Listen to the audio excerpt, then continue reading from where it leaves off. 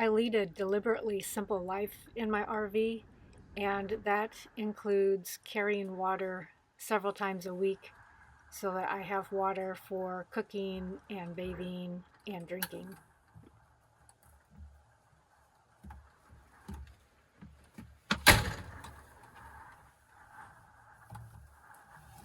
The weather forecast for the next week and a half is predicting a lot of ice and snow for us. I think I've heard up to 17 inches of snow, and I'm not sure about how much ice, but it's not going to be a fun time living in the RV, so I'm trying to do all I can to prep. That includes filling up my water containers, which are two 4-gallon water jugs. And yesterday I took my 40-pound propane tank into town to fill. It's the propane that I use for cooking with my stove, and it was still had a little bit of propane in it, but I would rather fill it up now than for it to run out in the middle of an ice storm. I also emptied out my gray tank. There was only about 10 gallons of water in it, but I didn't want it to be filled up again in the middle of an ice storm and have to go and take care of it at that point.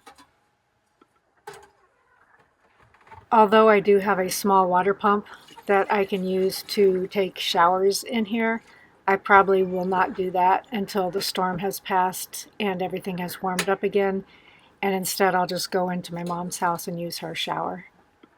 I also have a little buddy heater that I use for supplemental heat when my electric heaters aren't strong enough to keep me warm during the single-digit temperatures, and I pulled that out yesterday. I also have a 20-pound propane tank for that. They are safe to use indoors, and previously to living in an RV, I used it in a house. In the house that we lived in, we had several buddy heaters that we used for supplemental heating, and they worked fine. So the heater is not working, so I need to take that apart and clean it out so that it'll start running again. I had to do the same thing last year. When I first started using it, it just gets a buildup inside of it, and sometimes a little bit of dust. So usually use like a Q-tip with some alcohol to swab out the orifice on it, and then use an air gun to blow out the dust. Between showering and doing the dishes and using water for cooking and drinking and brushing my teeth and my cats, so on, I probably go through under 50 gallons a week, probably about more like 40 gallons a week. If I shower more, then obviously I'm going to use more, but even showering, I only use about 1.5 gallons at a time.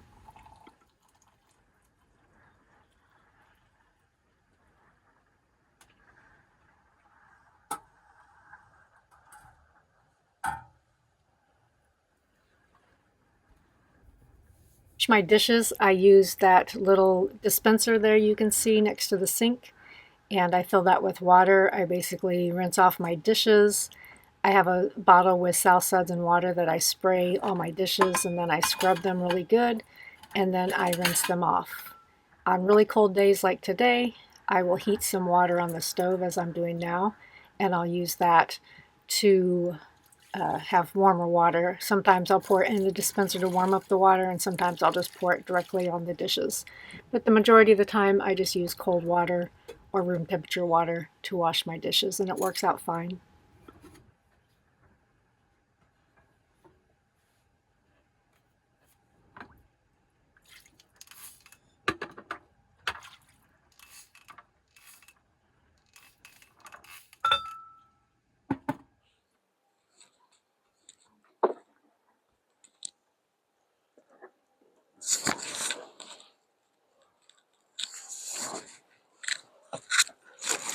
So I have this kitten now that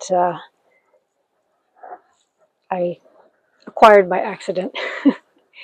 And he loves to play with little stuffed toys, and I've made him a little stuffed toy out of this material, but because it's dark gray, it blends in with the floor and everything, so it's lost somewhere and we can't find it.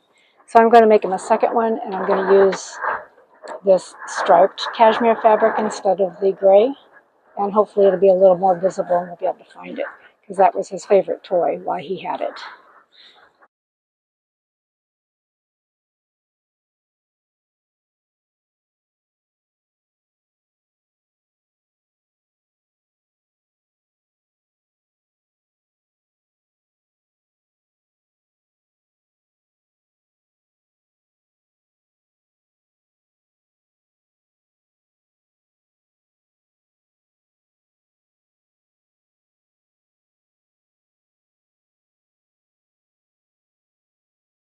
So I'm basically just making a simple triangular shape.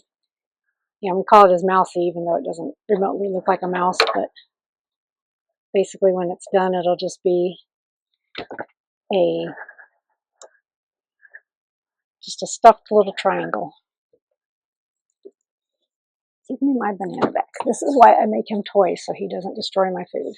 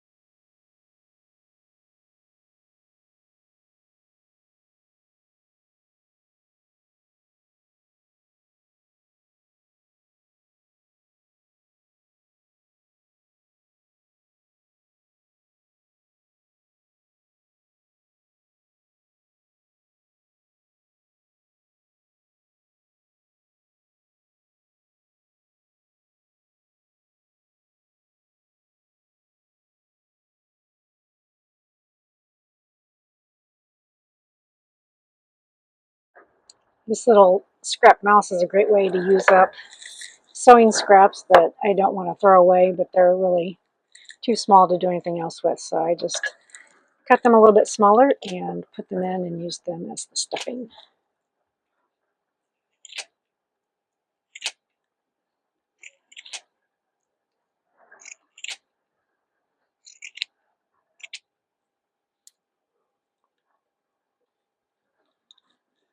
I also use my old string scraps and stuff those in as well. Even though they don't really add much to it, I'd rather stuff them in here than throw them away.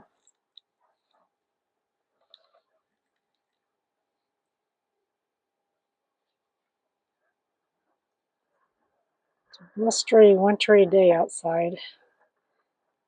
The wind's been blowing since last night. It's really been loud living in the RV with the tarp.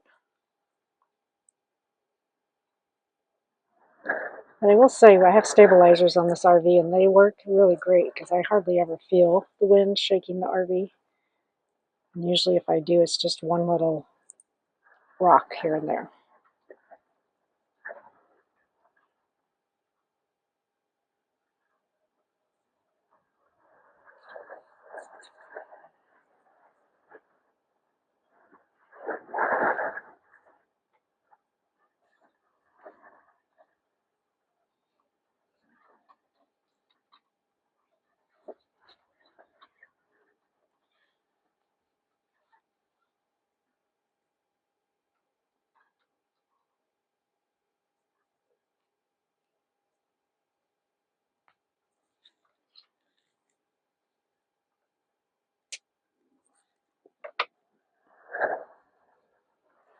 All right, now we just got to find the kitten and see if he approves of it.